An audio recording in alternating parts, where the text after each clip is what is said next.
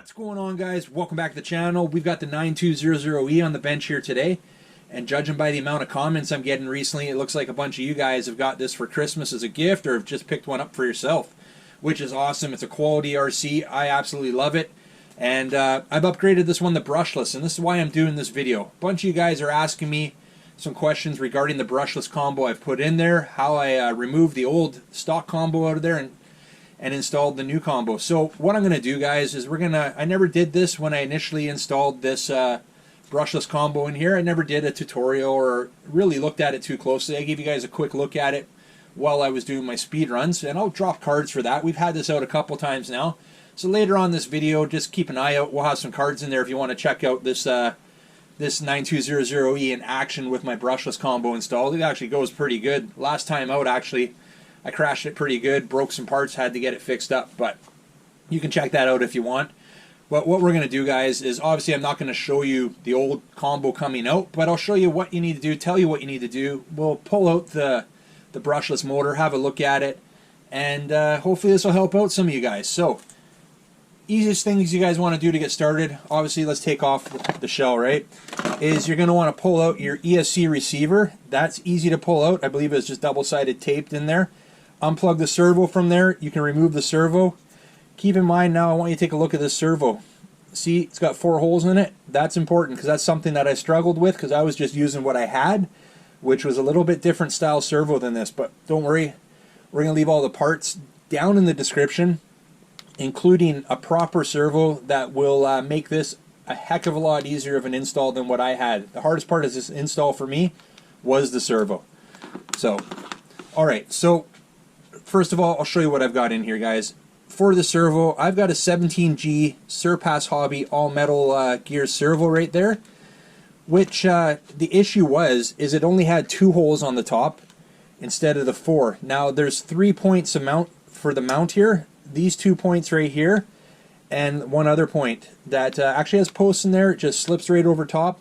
So you'll be able just to use the stock mounting for the servo and the servo saver, which I don't have on here, I wasn't able to use, onto a new servo. So hopefully, I'll leave in a link because I know where to get the proper servo. It's just at the time I wasn't willing to wait for it. Now, for a receiver, I'm running a DumboRC X6F. So that's the receiver right there. Transmitter right there. I know it's hard to see, but that's the transmitter I'm using for this one. Works great, awesome range, which I suggest whatever transmitter you use, you want to make sure it has good range because this thing moves pretty good. Now I've got a 60 amp ESC here. As you can see right there, waterproof ESC, built-in fan, 60 amp. And then we've got an F540 brushless motor. Off the top of my head, I can't remember, 4,000, I think it's a 4370 kV motor. I'll leave it up on the screen if I'm wrong, but somewhere around there. So F540, and that replaced the 540 brushed motor that was in there. So to remove the motor, guys, super simple. You're going to start by removing, we got 1, 2, 3, 4, 5, 6, 7 screws. So remove those 7 screws, and I'm just going to keep this rolling, guys, because I think the guys who are wanting to see this are going to want to see what I have to show you from start to finish. We won't cut it out here. Let's do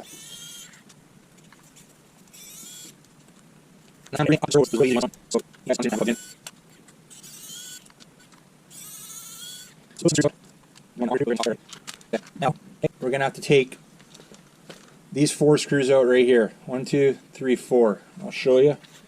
So you're taking that whole top brace off.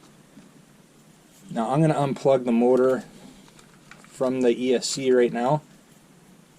And I'm also going to, now this doesn't affect you guys what you're doing, but I'm also going to unplug the receiver. Let's go.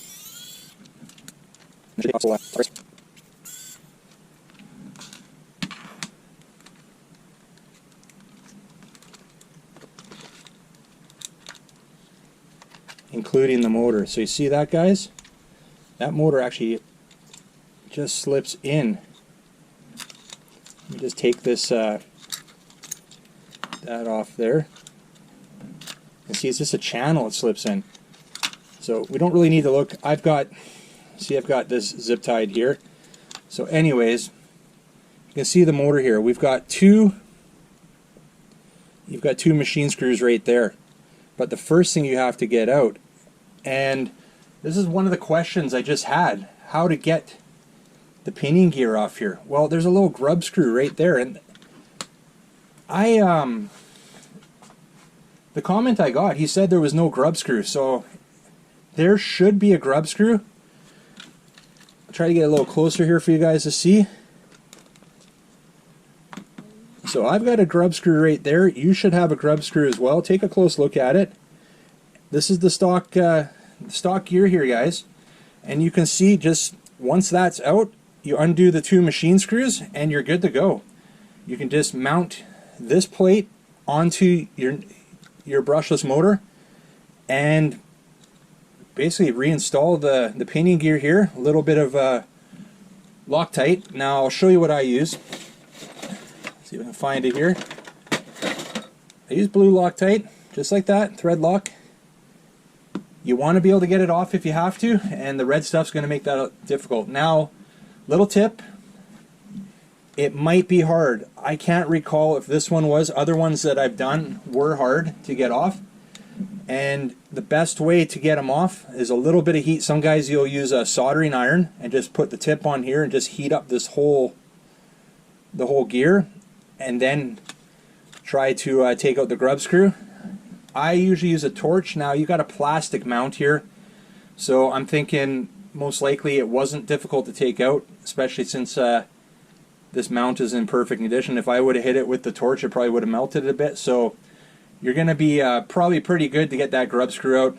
Like I said, use a little bit of blue Loctite, thread lock there, and then you just slide that back into place. Now it actually slides in like this. So you slide it in, and just once you're in, you're good, right? You don't need to worry about the mesh if you're using that stock gear. And again, you know what I'm going to do, guys? I'm going to cut that top. I'm going to cut it off. I want to give you guys a good look at this.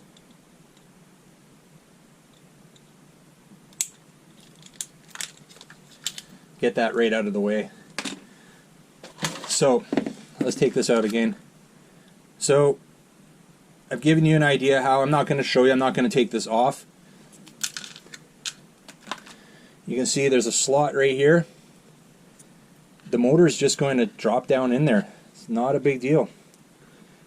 And if I kind of just move the wheels a bit just to get everything good, and there we go. We're all lined up, ready to go. So you can see if the mesh is good, right? So that's all there is to do, guys. If you can get that pinion gear off, which you shouldn't have an issue with it, then you're going to take the two machine screws that were in the stock motor, and you're just going to transfer them over to the new motor, and the mount over to the new motor, and you're good to go, just like that. That's all there is to it. Now on this, I did have a comment not long ago, and we're going to wrap this one up pretty quick here, guys. But I did have a comment about where I put the ESC. Well, this 60 amp ESC runs off 2 or 3S, so you can run a 3S battery is what I do, and it fits nicely right in behind the motor. So that's where I put it. I've got double-sided tape holding it down, and it works great. I've just actually transferred this ESC over to this one because I used it for another project, so I had to get a replacement, and this is the replacement. But yeah, I'm going to double-side tape that switch down right there as well, like that. And that's it, guys. That's easy. Now for the servo, kind of already showed you what you need, and I'll have the links in the description. You want one, like I said, that has like the 4 holes on the top like this one. The one I have in here only had 2. I had to modify things a bit to make it work. If you are wanting to do this for yourself, I'll leave the links for the combo, for everything here in the description. I'll even leave a link for the servo I used, but I do recommend get the one that I'm showing you here. I'll make sure it's a 3-wire servo, because that's what you need when you're doing an aftermarket combo. Make sure it's 3-wire with the 4 holes, and you should be golden. Should be good to go. Alright guys, so I was going to wrap it up there after I showed you how the motor went in and explained the servo, and I thought, you know what? There were some uncertainties that I had when I was first installing my first brushless combo, and you guys might be in the same situation here. So I thought, you know what? I put that top brace on, and there's a couple more things I can show you here. Starting with the motor. Now you've got your motor mounted, great. The ESC is mounted where you want it, great. But these black wires, which one do I hook up to which one on the motor? And a lot of combos do have color-coded wires, which makes it easy, but it's not hard. I always start with my center wire. Center wire on the ESC always matches up with the center wire on the motor. And typically it's the wire that's directly in front of you. So if your ESC wires are facing the motor wires, just like that. And that's it. And if you're finding that the RC is moving in the wrong direction, and you don't have the option to reverse your throttle on your transmitter, then you would just take your two outside wires and just switch them. Center wire doesn't change, but the two outside ones change, and that'll correct the issue. Now, the other thing I'm going to show you guys, we have, so say you have your receiver mounted right there, and it's simple. The servo always goes in channel 1. Your ESC will go channel 2. And for the setup I have here, that's all you need to know. Channel 1 is your servo. Channel 2 is your ESC. Your receivers are always labeled. So you can see this one. I'll see if I can get it close enough here for you guys. It's labeled in a little red spot right there. So that's your signal wire. Then it's got a positive and then negative. So your negative wire on your plug, always to the far right. At least that's what it's showing on this one right here. Maybe yours is different, I don't know, but just always pay attention to, they always label the direction that your plug's going. We're ready to fire it up here. Let's do it. I'm going to throw the body on quickly here. You can hear that fan on that ESC. That's that 60 amp ESC. We'll have, like I said, links down in the description for everything I've used here and for the recommended servo. And like I mentioned, guys, if you have any additional questions, feel free to leave them down below in the comments. Or if you need a little bit extra help, feel free to head over to the Van City RC Facebook page, hit that message button and send me a message. I'll definitely respond. I respond to all the messages, and I'll do my best to help you out. And hope to get you up and running. Alright guys, body's on. We got that 3S battery installed. I'm going to fire up the transmitter here. You guys want to see what this 3S battery looks like here with the brushless combo? Check this out. We'll start it out slow.